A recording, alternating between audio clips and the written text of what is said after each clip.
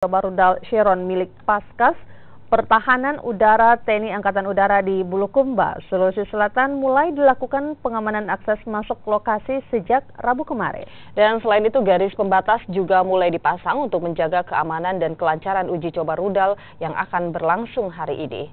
Pengamanan akses masuk mulai terlihat di lokasi kegiatan peluncuran rudal di Pangkalan Pendaratan Ikan Bonto Bahari, Bulukumba, Sulawesi Selatan sejak siang kemarin. Petugas keamanan yang ditugaskan mulai memasang palang di akses masuk yang dijaga aparat dari Paskas TNI Angkatan Udara dan juga garis pembatas. Namun, meski adanya pengamanan, masyarakat masih tetap bisa diizinkan masuk untuk melihat peralatan terbaru TNI Angkatan Udara dari jarak tertentu. Rencananya, kegiatan peluncuran rudal terbaru Chiron dan senjata modern jenis Oerlikon Sky Shield akan dilaksanakan hari ini di Pangkalan Pendaratan Ikan Bonto Bahari yang dihadiri petinggi Paskas Mabes TNI Angkatan Udara.